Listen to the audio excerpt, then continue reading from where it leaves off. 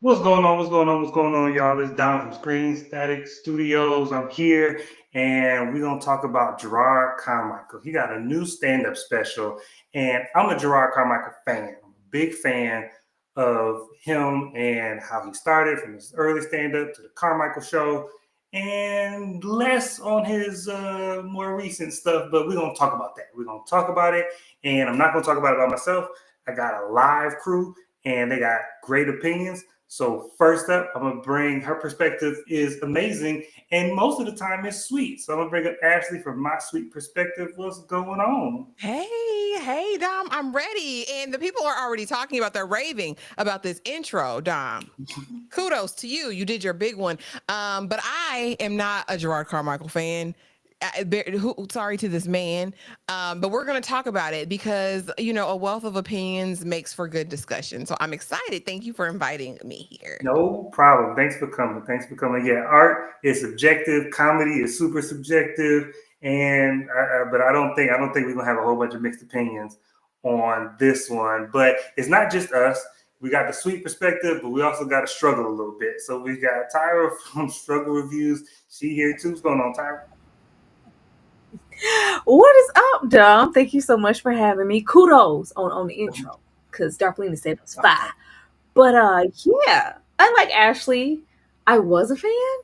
I don't know if I can still be a fan. Like, I feel like I've been giving Gerard chances lately for the past, couple years just to see how he lands and, finds his footing after coming out completely. It just seems like we're stagnant and stuck, and I'm not enjoying the comedy as much as I was, before. Yeah, and like I said, I was a Uber fan before, less so now. And it seems that since he's coming out, since the Rothaniel special and him coming out, it seems like that's taken up a big section of the conversation around him and his content. But with this new special, we're going to talk about it's called Don't Be Gay. So the subject matter is very subtle. You got to watch it to know what it's about. Um, but Tyra, I'm gonna start with you. What did how did you feel? What are your overall thoughts about Don't Be Gay? I mean, it's literal, if anything. Like, I really missed. I'm never going to say that I don't want Gerard to talk about himself or just remove his sexuality from his stand up. Let's act like that doesn't exist, and let's just be and don't be gay. No. I'm fine with that. I would really like for the dimension to be brought back. I felt like because he's relying on that narrative, which a lot of comedians do, and it can grow stagnant. Of I'm gonna always do stand up about my wife and kids. I'm gonna always do situational comedy. I'm gonna always do audience comedy and rely on them for my jokes. Or in this case, I came out, I'm not closeted, and now majority of my comedy is going to just be based around me being gay and how I was made to feel inadequate about it as a kid, as a child, the tumultuous relationship he seems to have with his parents or just family overall. That just seems to be it. And I was hoping with here, after we got that freaking doc, and after we got Rothaniel, okay, maybe he got it kind of out of his system, and now we can kind of get back to maybe having some of that still there, but still give the other comedy where it could be literal, it could be thought provoking and political, and it just seems like he was touching all these different avenues. Here, it's just y'all didn't like me because I was gay. I'm paying all y'all bills. You wouldn't be nothing without me. I'm the prize. I'm up here and you're down here. But he's always had like this superiority, like because I'm so great. That's always been there. But now it's just kind of I don't know. I don't want to say hateful. It's a little mean. It's a little mean spirited. It just feels like we're watching someone who's hurt and they're trying to deal with it through comedy when whatever is happening, we probably need to go heal from those things before we ever get into a crowd or a group of people. And then it also feels like, I don't know, how you watch something, especially when it's like Illuminati and then they hit like the X File music. It's like somebody got a hold of him and said, these are the check boxes and the things that you need to do to excel and get ahead and be whatever. It's like somebody took hold of Jerrod and said, this is what works, this is what gets you paid, this is what, opens, certain doors in Hollywood that you maybe wouldn't get open when you were trying to go above and beyond to have certain comedy be displayed on the Jerrod Carmichael show, and they said you couldn't do that. But here, if you do these things and you have this particular narrative and this particular partner, the doors are going to open for you, Jerrod. So push and go with that rather than what you were doing before. And it seems like he said, okay, say less. I could be wrong. This could be, just what Jerrod wants to do. But right now, it's painful to watch, and it hurts. And most importantly, it's not as funny. It's not funny. It's not funny. Dumb may tell you otherwise, but this was not funny. And I need a stand-up special to be funny. No, that is, and I did, when we watched it, I did chuckle more than, because you guys didn't laugh at all. I did laugh at 1 or 2 times, so I'm not gonna act like I didn't. But yeah, that's one of the rules, right? If a horror movie, we can forgive a bunch of things as long as it's scary. A comedy, we can forgive a bunch of things as long as it's funny. And so this was not funny. It wasn't a funny special. And you're right. He does feel like something happened where somebody flipped the switch, and now he's a 90-degree turn. That's the sense I'm getting too. I don't know if it's the Illuminati or his family. He keeps talking about his family. I need his family. I hope his family get a check because they not getting nothing else. Ashley, what are your overall thoughts about this special? How did we have to pick you up off the floor from you laughing so hard? You know you didn't. You know it's dry. And again, and Dom said, Ash, I know you haven't seen any of his other stand-up. Go watch 8, which is another special. I watched it and I didn't laugh over there either. And and just certain, like you said, art is so subjective and different things are funny to different people. And I don't mind a stream of consciousness type of set. Dave Chappelle's kind of like on that vibe, right? Where we're just kind of talking. We're talking to the audience, we're talking to ourselves, which is fine. What vexed my spirit is that I don't know how you can be both self-deprecating and pretentious at the same time. Mm-hmm. I didn't know it was possible, and it just gives that it's a shtick for me. Now it just feels like his trauma around his gayness rules and runs his life. When we watch that doc, and there's a live, go watch that live. It was hilarious. About his life or whatever, his reality show. I said, does that man need help? I think he need to be inpatient. I think it's a 5150. I don't think he should be around sharp objects. I think that somebody should watch him. You know what I mean? Because he's licking toes. He's trying to get with Tyler, the Creator, who's farting in his face. It was a humiliation ritual is what it felt like. And when I watched this comedy special, I anticipated there being some response to the critics of the reality TV show, but he even pity-patted with that. What bothers me is I could respect him if I felt like this was sincere. Just like drama, comedians tend to bare their souls in a funny way, right? But you should still feel it. And I think that gets lost when it feels disingenuous. It feels like he's doing it for a check. It feels like it's really motivated by his mental illness. And it's almost like watching a train wreck. He is not funny to me. He's just not in general. But I think if I could have gotten a feeling that he was being sincere and this wasn't from a place of trauma, hurt, and anger, maybe I could have been like, oh, that's not funny to me, but I respect him. At this point, I want nothing to do with this man. I think he's bad in real life, unfortunately.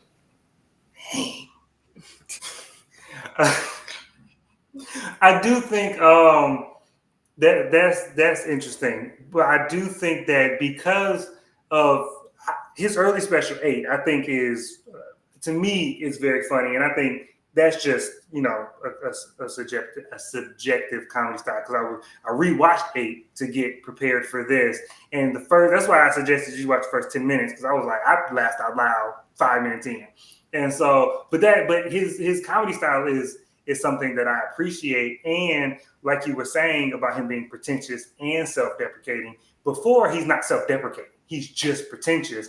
And it was, to me, it came off as a satirical comment on society. So he's saying all of this, but he's being the avatar for society, because I'm saying how I feel, but it's really how you feel. You just don't want to say it. And I always appreciated that avenue, because not a lot of comedians don't do that. But recently, like we've commented on, he's had a switch, and he's had a little bit more. You know what? Me and this. Don't even put me up there. Don't even put me up there, Dom. Something's going on. I look like a Manny Pixie Dream Girl on that thing. I don't know what's happening. No, Pixie Dream Girl. no. What? Lord Jesus, y'all go. It's not gonna show. That's fine. But I had up here his first three projects. There you go. So I'm just gonna talk over it. His first three projects are this Love at the Store 8 that we talked about, and the Carmichael Show, and that was everything that happened before he came out. And after that, he came these. There we go. That's what I was trying to do. These 5 different projects around, and the 2 HBO specials, little documentaries, I guess technically are before the Rothaniel special and before he came out, but at this point I think it was an open secret. And so it was more of there's this tonal shift where he's gotten more personal and introspective that we already talked about, but he's not the first comedian to do a personal stand-up. He's not the first one to like get personal. And so I'm wondering, my question is like, how does this compare? I don't know how much you guys watch stand-up, but I'm a fan of stand-up. I watch everybody from Kevin Hart to Taylor Tomlinson to Tom Segura. I watch white, black, Indian. I watch them all because that's what I like. But Kevin Hart has had a stand-up after his Infidelity came out, and it was a little bit more personal and introspective. And then Chris Rock had his Tambourine special after his divorce, and it was introspective and personal. John Mulaney, he came out that he was on drugs, he was on coke, he was on everything in pill form, and he did a special after that. And all of these, in my opinion, even Kevin Hart in his own way, these were funny, or at least when you watch them, they were like, all right, I see why people are laughing at it. But with this one, it's his second one. Like, I felt like Rothaniel would have been it. Like, all right, you got that out your system. Now we can get back to what I was a fan of before.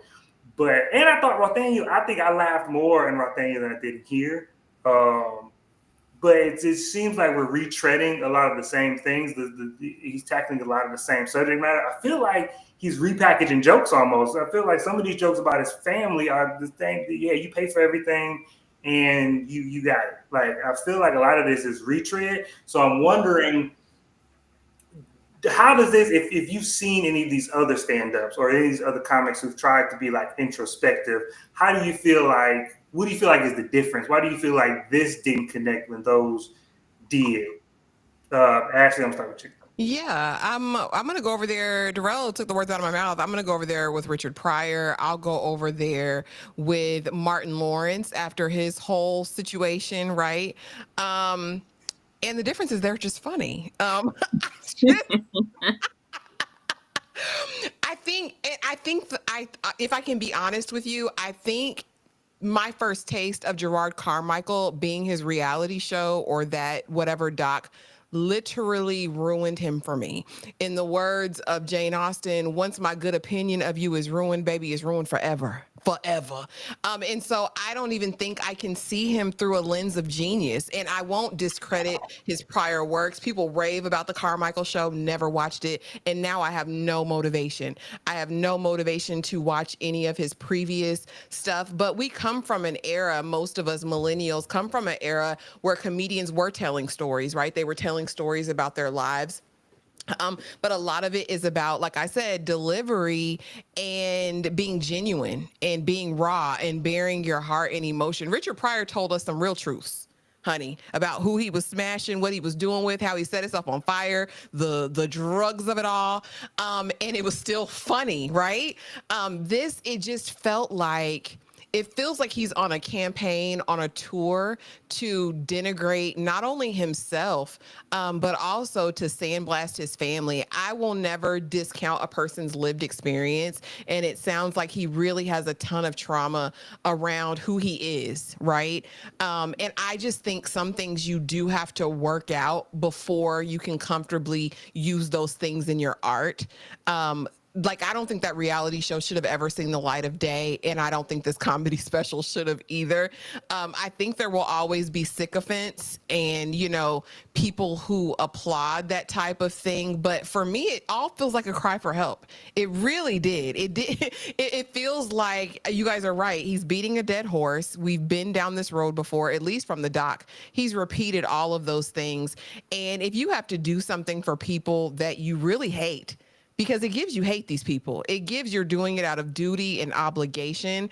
And it's unfortunate to me. I don't know. It gives cautionary tale. Like, you can have all of the money, which he gloats about. You can have all of the talent, all of the genius, and be a miserable wretch.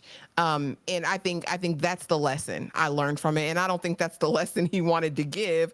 I think he wanted to make some money and make people laugh, but I don't know. I see enough Black trauma every single day than to see him kind of embody it on stage. So yeah, the difference for me, how does it compare? Theirs is just funny, and That's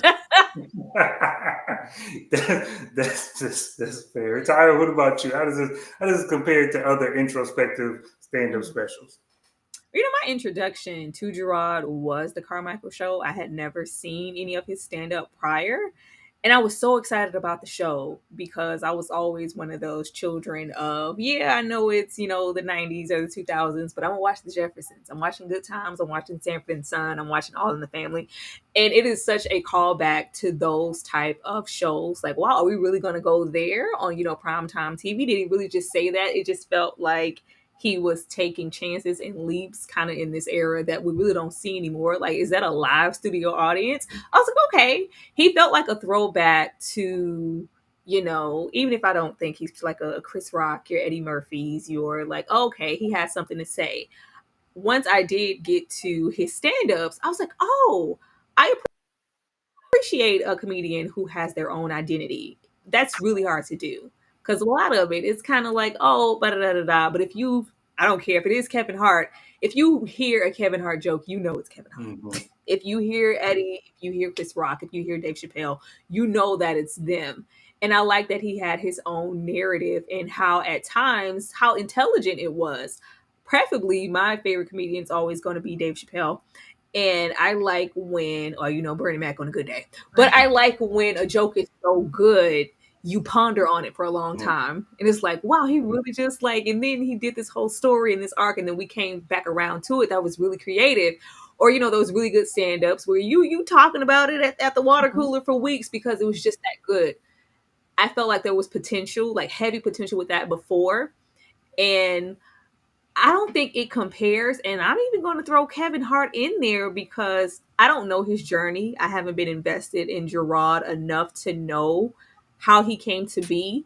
But a lot of those comedians to get to where they were really like struggling and having to put in so much time to perfect their craft. And I don't know if that's something Jerrod had to do when you hear about, you know, Chances and the Laugh Factory and all these, because it seemed like he was pretty young and we already had these stand-ups and we already had, you know, the specials and the show and, you know, movies and things. And, you know, he's, you know, Jerrod's pretty young at this time. So I'm like, well, how were the circumstances, you know, when you got put on? But it seems like that would have gave him some time to really cook and hone his craft a little bit more to where even what we saw in, you know, Aid or the Jerrod Carmichael show, it would be even better now. It feels like he's regressing, But it feels like in his mind, maybe he felt like him being closeted in the sexuality is what was holding him back. So you would think that, okay, now that that's not a burden, I should be able to just be really great and excel because I don't have that holding me back. It seems like that was keeping him together, which is sad. Which is sad. Now it just feels like we can't, stand next to these comedians, and it's just giving hurt people are going to hurt people. And this is way beyond just comedy. I was made to feel away because I was gay, and anybody who ever had a problem with it, look at me now. I'm successful, even though I'm miserable as hell and I'm suffering. But the people are still laughing, so I'm going to keep selling it to you. Nobody so far has told me it was bad. I keep getting these specials. I keep getting these deals. But is it funny? It's not. And I feel like if it continues to go this way, who is your audience? And then I also like a joke where we know who this joke is for. We know, like, okay, this is your audience. Like, we know who Kevin's audience is. We know who Chris's audience is. I was like, well, Jerrod, who is this for? Who is this for? Who's buying a ticket to listen to Jerrod in these jokes? I don't know. I wouldn't buy it. And you at that point, and then something Ashley said about people, because Ashley was talking about there are certain type of people who will praise this type of stuff. And it made me think when I was doing research for this live, there was a Variety article, and I love Variety, they're very respected. But the Variety article headline reviewing this was Jerrod Carmichael's new special proves that he's a genius. And I was like, wait a minute. And it was like, oh, and I'm not one who subscribes to a lot of Hollywood's conspiracy theories in the sense of like the area where it's like, oh, the black man got to put on a dress or this humiliation ritual and stuff like that. I don't wholesale subscribe to stuff like that. I mean, I do think some stuff like that is present, but I'm not a big subscriber to that. But when I saw that, and I was like, when you were debasing yourself this whole special, but the smart, intricate, layered commentary on society comedy, and get these articles. The stuff that I had him when I was watching, and I know this is gonna get y'all to scoff, but when I was watching 8 and the one before that, Love at the Store, I was like, oh, he the next one. I was like, when Dave Chappelle retired and we ain't got no Martins no more, I'm like, he the one. And then we just got derailed. And I'm sure, like, a part of that is him. The restraint he had to do was probably parameters that he needed. A lot of people need those restrictions for their creativity to flow properly, because when you're appeasing other people and you're making other people happy, you kind of taken away from yourself in some sense. And so, but it just seemed like you say, he's getting rewarded for this. HBO then wrote him how many checks for? Yeah. And I'm like, this is wild to me. And that feels like you said something about how he got started, and with his second, 8 was his second comedy special, and he was 27 at the time. And so for you to have your second comedy special that young, I feel like now I got a grade on the curve a little bit, and he might also just be getting into that area of his career that I think every comedian gets into, and even your beloved Dave Chappelle. I think get into a position where the thing that made you good is not present in your life anymore, and now we see a downfall, because like just like Tom Segura is a white comedian, and he was very good. He has a special called Ball Hog that I think is one of the best specials of the last 15 years. But since then, he's gotten a lot more money. He's gotten a lot more comfortable. He doesn't struggle anymore. And I feel like his comedy has suffered since then. And it's the same with a lot. I feel like Cat Williams been telling the same jokes since 2005. I just feel like we've gotten certain comedians get to a point where it's like, I'm here, I'm coasting at this point. And I'm like, for Jerrod to start so young, I would hate for his decline to start already. But he's 38 now. So it might be time to hang it up. He needs to write some more TV shows or something. But this hurt my heart. My next question, though, is kind of in line as far as like, what do you? We've seen his first few specials, and we kind of get a sense of what those are for or what those are about. And now we've seen his turn. what do you expect from Jerrod, like going forward? Like, if you know what, me and these buttons, we ain't gonna make it. But what do you expect going forward? Like, if whatever the next Jerrod Carmichael project is, whether it's a sitcom, whether it's another stand-up, whether he, God forbid, writes a movie, let him not do that. But he has another TV show. What would be the next project that he could do, or what would you expect from him that would be all right? Maybe I'll check it out. Tyra, I'm gonna go back to you. Nothing. I'm expecting exactly what we're getting. Like, I don't think he has anything to share right now until, and if that's if he even wants to, as if he's even feeling like, you know what? I don't know who could watch this and go like, is he is he okay? Like, how could you not? Because it's alarming. Even just his look, he looks like he's in distress. He doesn't look okay. Um, the camera angles, I was just like, is he okay? I don't think he's okay. I'm expecting this until the money stops, until, maybe this isn't, as successful as something, or maybe whatever is following. Like, okay, it's dwindling. When the money stops, then it's like, oh, okay, I need to switch it up. But it seems like he needs more than that just to switch up. It seems like he needs help, and he needs to have a conversation, and he needs to go heal. So that would be nice for him to go away and then have the perspective of like, y'all remember that ish I put out? Man, I don't know what. I was really tripping when I did that. But now let me come back and give you my best. But as long as HBO keeps providing him with this money and this opportunity, I'm expecting more. Whatever hopes I had for him, they ended with that doc. Because there's never going to be a moment where I want to come on and it's just like he's a nasty person. And it's like, and I mean literally and physically, because I'm not putting no feet in my mouth with no damn stranger.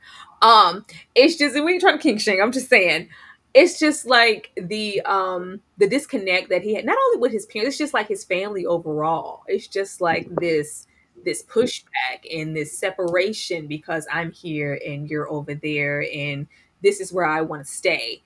And it's like like being a comedian is one thing, but when you're a nasty partner, a nasty brother, a nasty, an uncle, a friend, a brother, then it's just like, oh, like what?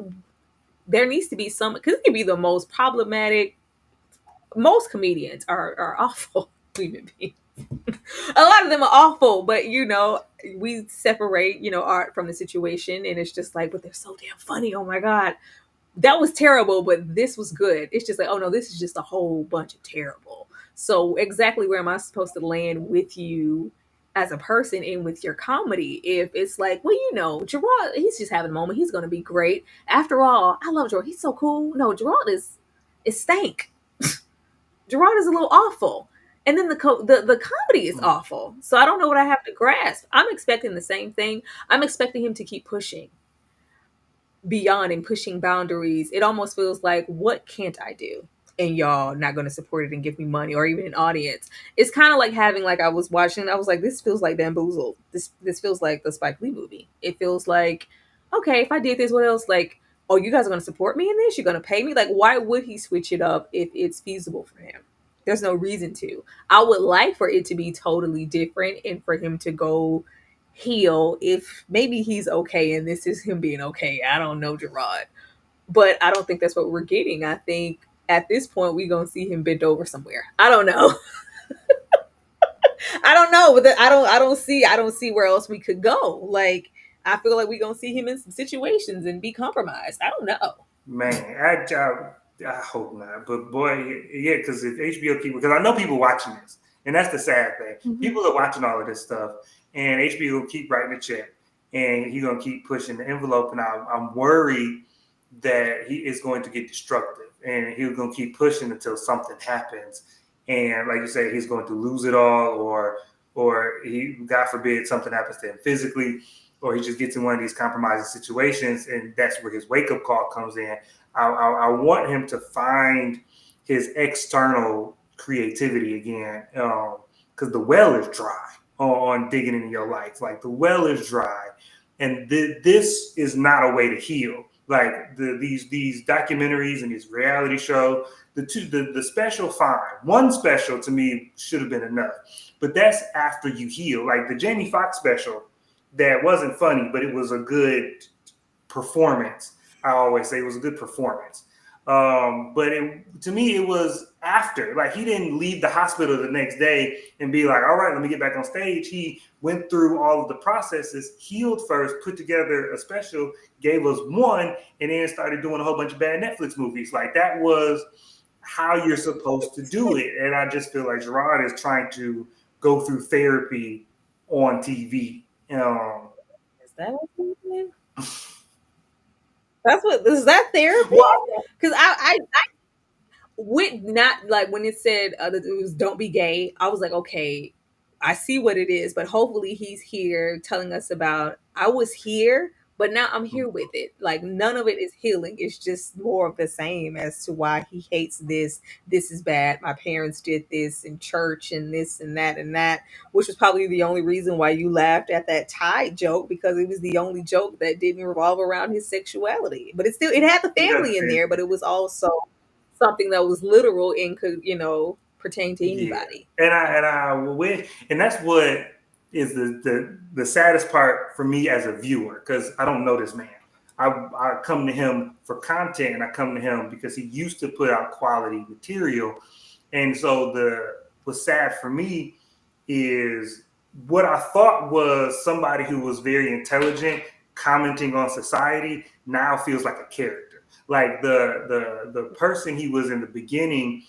Well, originally I thought it was a character. I guess I should say that. I thought that he was putting this mask on and being this, not great person. He was being kind of a butt and a jerk to the audience because he's like, I am you. I'm trying to hold up a mirror to society. But then after now, it's like, oh no, this is just you. There was no real skill involved in that because you were just you being you. And I really think yeah, and so I was like, man, I was projecting intelligence and skill onto you because I thought this was so revolutionary, and it was just you and somebody gave you a microphone, and that's what's sad to me because now that makes me feel like I'm not gonna get it. But Ashley, what about you? Well, I don't have any expectation from this person. Books it as, do you think he has an overall deal and deadline to do this? Yes, he had a 2-year overall deal with HBO. They said in the 8-figure range. So they paid him big money to get up here and show his natural behind. You know what though? But I am here for a redemption arc, and it just feels really heartbreaking when I hear you two talk about what it was before and how you viewed and respected him before, and to see what he's kind of devolved into. And I do think there's credence to the statement that Dom made earlier about sometimes art being synonymous with the struggle or whatever space you're in. Sometimes the best art is created within that space. This, on the other hand, I don't feel like that's it. What I can say, what I've observed and what I've seen and what I've heard is that there is a level of genius to Jerrod Carmichael. And I think he's aware consciously of what he's doing and how this goes and what the money look like, where the money resides. But I also think there's a very scary underpinning of a person when they think they've arrived and know everything, that it's hard to keep people in your camp who are going to tell you the truth. Especially when you're subsidizing these people's lives. And I just think it's a very scary spot for somebody to be in with all this genius, with all this with all this pretension, with all this knowledge, but then this heart of brokenness. And it just really scares me for him. Like I said, I'm hopeful for a redemption arc that maybe he'll have this aha moment where like, oh, this isn't it. This isn't me. Like I'm beyond. But I fear a lot of times this type of situation results in disaster. And that's my concern and fear for his life. And I can only pray that some people are around that can tell him the truth and that he'll receive it. For whatever reason, it feels like he's spiraling. Like I said, after watching that reality, whatever that was, when we literally see the worst of him. I mean, with his boyfriend, he's a cheater. With his friends, he don't show up to the wedding because it's about him, and he was in the wedding for his friend. The friend's wife was in the comments talking The best, was he the best listen, man? yes. And the wife of that wedding was in our comments talking about how terrible he is in real life. Like that's just the type of man he is. I think it's very hard to come back from that. Like I really, really do. I hope the best for him, Dom, but I have no expectations for that man. Sorry to that man. But I hope he's not a danger to himself at this point, because it does feel like spiraling. And one last question. And it's kind of an extension of the expectations, but I wonder because I don't, and I'm struggling to ask it because he doesn't really have too much of a legacy to speak of. But I wonder, would we, if we didn't have the reality show, right? If the reality show wasn't there, and Jerrod retired or was not there anymore, and this was the last that we had of him, would our perspective of him be different? Because like when we have, and I'm not putting him on the same level as Richard Pryor, I'm just saying as far as like the controversy, because Richard Pryor was very afflicted and had a lot of trauma, went through a lot, and the people in his life kind of bore the brunt of that, and that's true for a lot of artists. And I wonder, is what separates Jerrod, aside from it not being funny, is it because we know so much? Like if we didn't know it, I wonder, would we have these intense reactions? But you can't unknow what you know, and you can't pretend like it doesn't color your experiences. But I would just wonder, would we put him in a different light if we didn't know? I guess. For me to put him in a light, I can't put him over there with anybody. Like I said, I feel like so much was, and I'm not saying he's not talented, but so much was given so quickly and so soon. I don't feel like there's enough material outside of all the other stuff we've been getting on HBO to go, oh, he's one of them ones. And whatever happens is gonna be excused until he get back to this greatness. It was like on the cusp of something to me. I was like, there's a lot of potential, like you said, for him to be like, oh, he's next up. But a lot of the times when you're next up, there's so much work being put. There's this craft, and it's so many stand-ups to where, oh man, that one's even better than it's if you still, holding on to something like Eight or even, the Jerrod Carmichael show, like what have you done lately? And right now, it's nothing. And it's kind of, yeah, it's really depleted even what we gotten before. And I never just thought he was like, oh, my stomach hurts funny. I thought it was like just so much potential. And it was kind of reminiscent of the OG comedians that, your Eddies and it was, and I like that he had his own individual thing. But I don't think he got to the mountaintop yet. It was just like, oh, okay, he can be one of those. And then it's just like kind of dwindled because we came out and then that was all that it was about.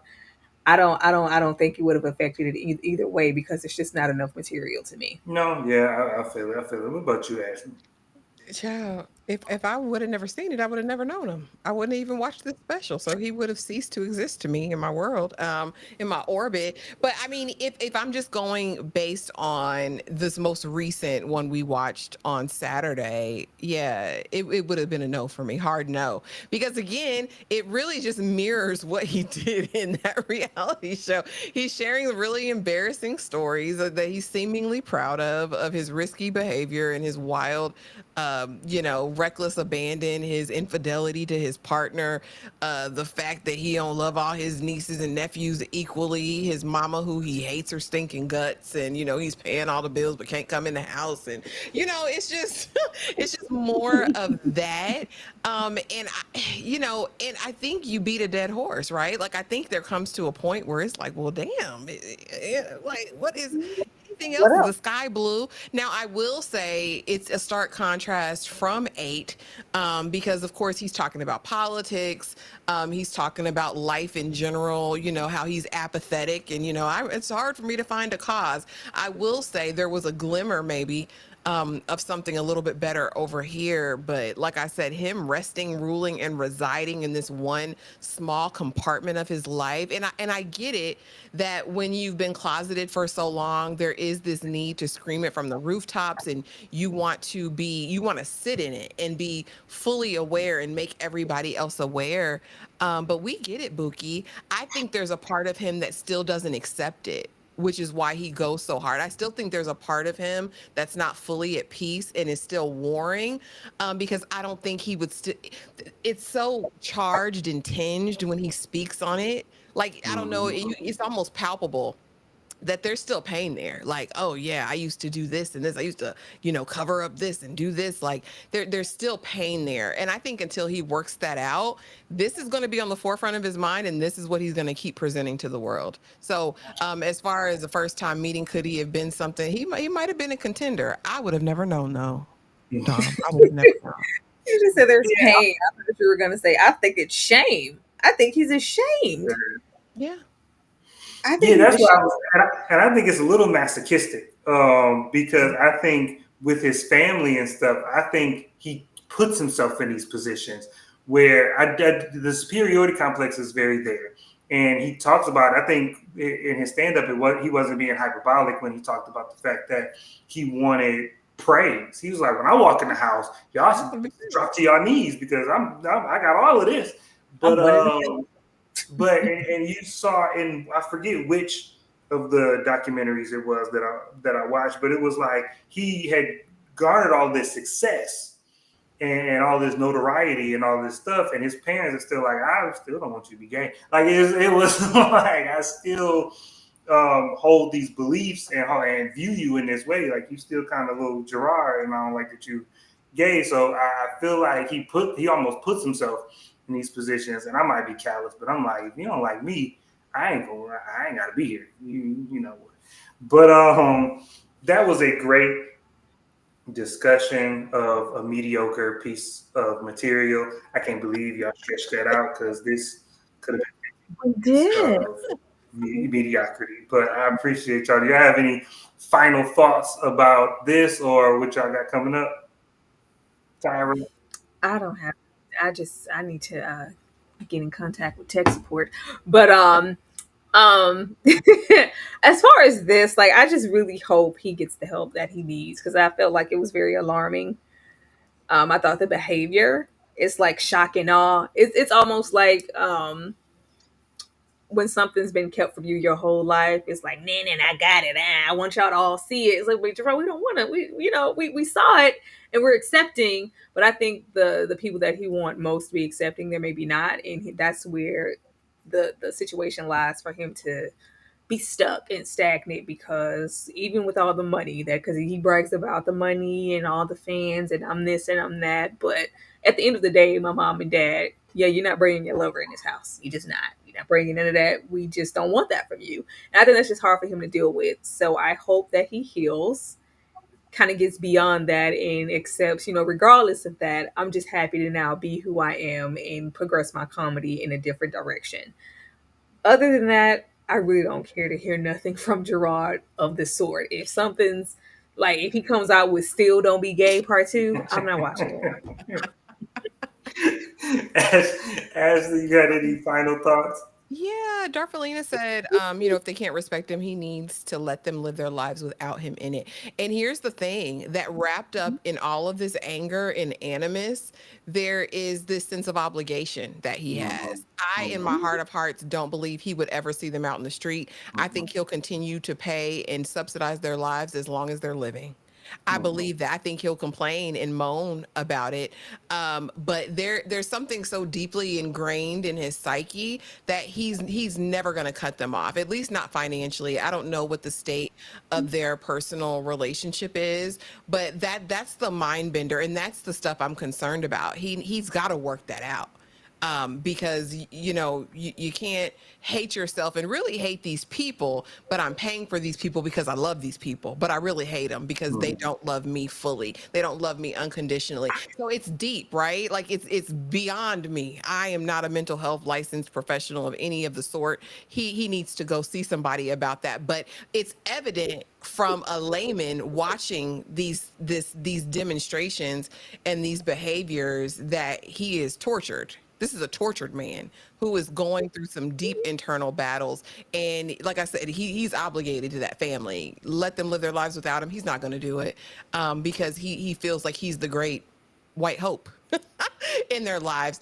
But yeah, it was what it was. I don't ever have to go back over in these streets again. But thank you for hosting. And it was a good conversation because I didn't know where to begin with this. So we appreciate you, Dom, taking the reins and facilitating this discussion.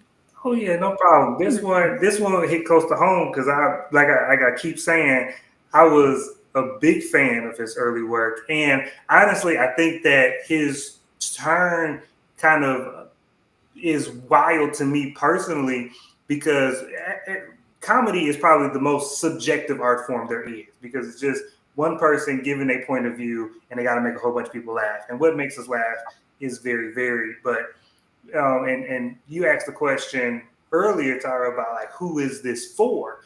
And originally, when I watched Love at the Store and I watched 8, I was like, oh, this is the first time. Yeah, this is for me. This is the first comedian ever that it wasn't just somebody I liked. It was somebody I could identify with. Like Chris Rock, I liked.